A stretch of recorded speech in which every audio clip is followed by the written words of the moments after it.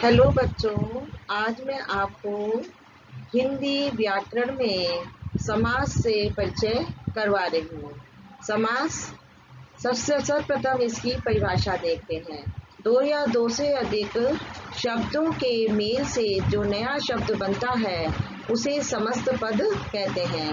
इस मेल की प्रक्रिया को समास कहते हैं और समास होने पर बीच की विभक्तियों, शब्दों तथा और आदि अवयवों का लोप हो जाता है। जैसे आप उदाहरण देख रहे हैं, गंगा का जल का समास हुआ गंगा जल। गंगा जल मिला हुआ शब्द है, इसमें बीच की विभक्ति, शब्दों का, अवयवों का लोप हो गया है। तो समास का तात्पर्य है संक्षिप्तीकरण, यानी उसका हम जब संक्षेप में बोलते हैं जब उस पद को, तो वो समास हो जाता है। हम बोलेंगे गंगा का जल तो ये समास का विग्रह है। अगर हम बोलेंगे गंगा जल तो ये एक समस्त पद बन गया है। इसमें गंगा पूर्व पद है और जल उत्तर पद है। समासिक शब्दों के बीच के संबंध को स्पष्ट करना समास विग्रह कहलाता है। जैसे राजा का पुत्र कैसा समास हुआ? समास विग्रह हुआ। और राजपुत्र है समस्त पद, तो जब हम कहेंगे राजपुत्र तो उसका समस्त पद का विग्रह क्या होगा? राजा का पुत्र। यहाँ पर का जो है वो षष्ठी विभक्ति का चिन्ह है, लेकिन यहाँ पर विग्रह में समस्त पद में विग्रह का लोप हो जाता है। राजा का पुत्र। अब सबसे पहले हम आते हैं अव्ययभाव समास की ओर। अव्ययभाव अव्यय नाम से ही जैसा स्पष्ट है, जिसमें कोई भी व्यय नहीं होता, जो शब्द एक ही स्थिति में रहते हैं, जिनकी कोई विभक्ति इत्यादि नहीं होती, वो अव्यय शब्द कहलाते हैं। समास होने के बाद उनका रूप नहीं बदलता है, इसके साथ विभक्ति चिन्ह भी नहीं लगता है। ये शब्द है आजीवन। कैसा समास है? अव्ययभाव। इसका विग्रह हुआ जीवन भर। यथा सामर्थ्य, सामर्थ्य के अनुसार। यथा शक्ति, शक्ति के अनुसार। यथा विधि, विधि के अनुसार। यथा क्रम, क्रम के अनुसार। और भरपेट, पेट भरकर। हर रोज, रोज रोज। तत्पुरुष समास के प्रकार। अब हम आगे आते हैं कि समास क्या है, यानी एक समस्त पद। एक समस्त पद, मिला हुआ पद, दो पद, जिसमें कि दो पद हो, एक पूर्व पद हो और एक उत्तर पद हो, तो वो तो हो गया समास। और उसका विग्रह क्या हुआ? जब हम उसको बोलते समय बोलचाल की भाषा में उसको गंगा जल यानी गंगा का जल, तो उसमें विभक्ति, अव्यय और आदि जो शब्द रहते हैं उनको जोड़ देते हैं, तो वो उसका विग्रह हो जाता है। तो यहाँ पर मैं आज आपको इतना ही बता रही हूँ समास की परिभाषा और समास के पहला भेद बताया मैंने आपको अव्ययभाव समास। दूसरा है तत्पुरुष समास में नए तत्पुरुष समास। नए का मतलब नहीं, निषेधात्मक। जिस समास का पहला पद निषेधात्मक हो उसे नए तत्पुरुष समास कहते हैं। इसमें आप उदाहरण देख रहे हैं, असभ्य विग्रह होगा ना असभ्य, अनंत ना अंत, अनादि ना आदि, असंभव ना संभव। द्विगु समास। द्विगु समास में क्या है? जिस समास का पूर्व पद संख्यावाची होता है उसे द्विगु समास के नाम से जाना जाता है।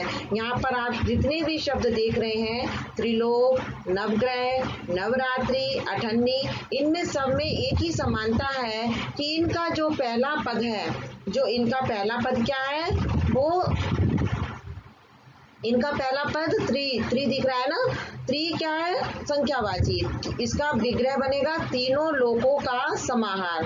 नवग्रह, नौ ग्रह, नौ ग्रहों का समूह। नवरात्रि, नौ रात्रियों का समूह। अठन्नी, 8 आनों का समूह।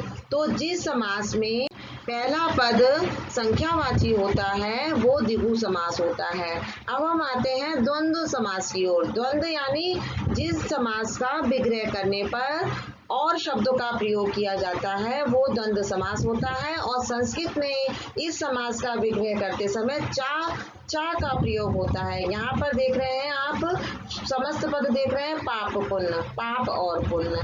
सीताराम सीता और राम, ऊंच नीच ऊंच और नीच, अन्न जल अन्न और जल, खरा खोटा खरा और खोटा, राधा कृष्ण राधा और कृष्ण। यहाँ पर एक समानता क्या है, इसके बीच में डैश लगा हुआ है। एक तो इसकी पहचान है द्वंद्व समास की, इसके इन शब्दों के बीच में दो जो पद होते हैं, पूर्व पद और उत्तर पद, इनके बीच में एक डैश का प्रयोग किया जाता है। सर्वप्रथम इसकी पहचान द्वंद्व समास की ये है और इसका विग्रह करते समय और शब्द का प्रयोग किया जाता है। तो ये समास हुआ द्वंद्व समास। अब हम आते हैं बहुव्रीहि समास की ओर। समास में तो दो पद होते ही हैं, पूर्व पद और उत्तर पद, लेकिन यहाँ पर आप देख रहे हैं इस समास और कर्मधारय समास में आपस में समानता है। यहाँ पर पहला पद विशेषण और दूसरा पद विशेष होता है। दश आनन, दस है मुख जिसके, आनन मीन्स मुख, दश मीन्स दस, दस है आनन जिसके अर्थात रावण। इस तरीके से जब हम विग्रह करते हैं दोनों पद मिलके, दश और आनन, ये दोनों पद मिलकर किसी अन्य पद यानी किसी अन्य विशेषता अन्य संज्ञा का बोध करा रहे हैं, यानी रावण।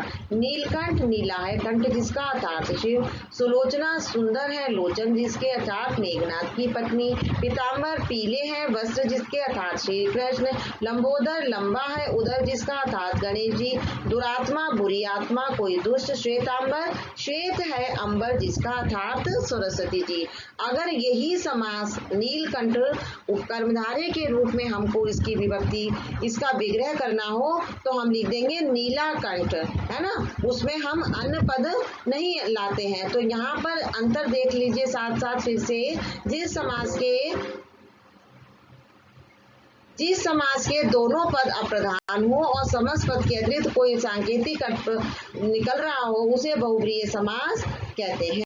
तो आज मैं एक जल्दी से आपको ये आगे कर्मधारय समास बता देती हूँ। इस समास में भी दो ही पद हैं, आपने देखा था कि जिसमें पहला पद विशेषण दूसरा पद विशेष हो तो वो विशेषण और विशेष का समास कर्मधारय समान या उपमेय या उपमान का समास कर्मधारय समास कहलाता है।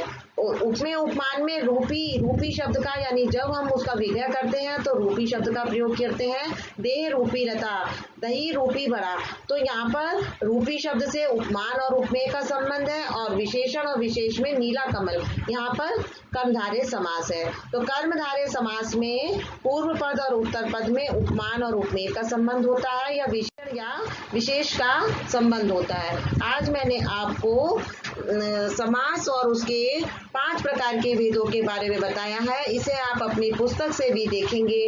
आगे इस अभ्यास के शब्दों की चर्चा मैं नेक्स्ट स्लाइड में करूंगी।